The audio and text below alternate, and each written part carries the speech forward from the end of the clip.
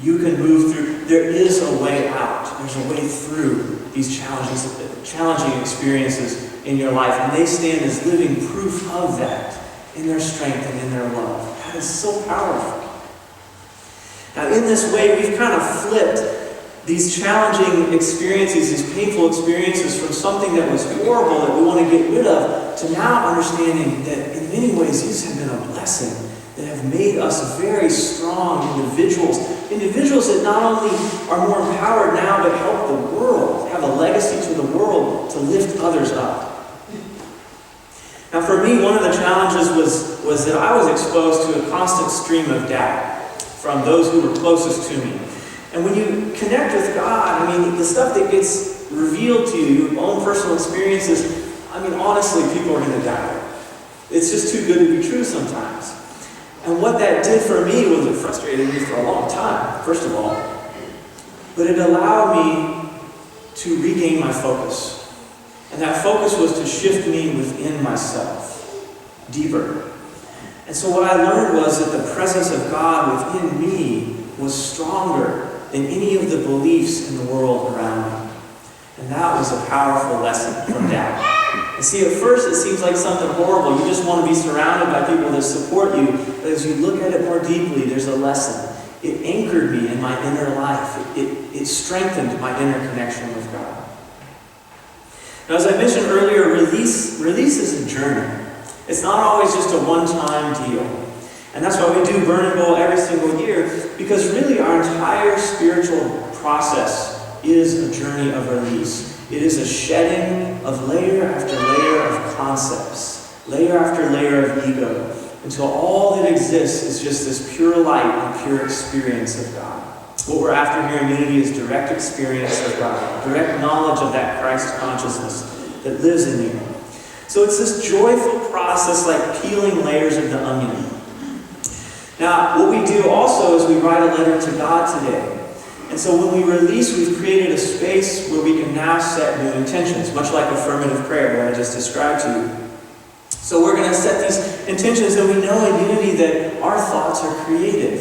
And so the thoughts and feelings that we hold in our mind are going to draw to us those experiences in our life. And so we get a chance to do this today as a group. Now this is really powerful, because if you sit at home and you release and set intentions, it's powerful. But if you do it with 100 plus people, it becomes 5, 10, 20 times more powerful when you release as this group. Because every individual here is holding a sacred space in which you can let go of whatever you have been carrying with you. And there's some really loving people here, some really powerful people. And not only do you let go of that energy, but you bring the energy of this group with you into your life to assist you in the days and weeks ahead. So this is a really powerful process. Now, I'd also just caution you, because there's a tendency to say, it's gone forever. And then if it comes back, we might get frustrated, like, I thought I released that. What we're doing here is we're creating a sacred intention. And sometimes, as I mentioned, we've been carrying this with us for a while. And so it may take a little while to slough off that energy, and that's okay. And if it comes back into your mind or into your heart, or you see something that triggers you again in the world around you, just come back to this space that we're creating here today and remember the release that you have and remember the intentions that you set and just go right back into that energy. Because you can draw upon this again and let it go even more deeply. I did a process this summer where I wrote a bunch of things down that you could do this anytime you're here, by the way. So I wrote a bunch of things down that I wanted to release, and I put it in a vase. And after I did it, I kind of questioned myself. I was like, did I really let that go? I don't know. It's like, I got the paper out and opened it up again. And I was like, oh yeah, that's what I released. Okay. Put it back away. And then I sort of checked in with myself as the weeks rolled on, and I said, oh yeah, I remember a couple of things I let go of. See, the fact that I didn't even remember it is probably a good thing, because it's being released. But I checked on to those things that I had let go of, and I said, is there any trigger there? Is there any cord that's still attached? And for many of those things, they had kind of drifted away. And so this process of releasing and setting intentions is very subtle sometimes. Sometimes it can be very powerful. But I invite you to just understand that you are setting in motion something that's going to continue to work in your life. And it's a very powerful thing that we're doing here today. Very, very powerful. Now also, I want to remind you that you can draw also upon God's grace at any time.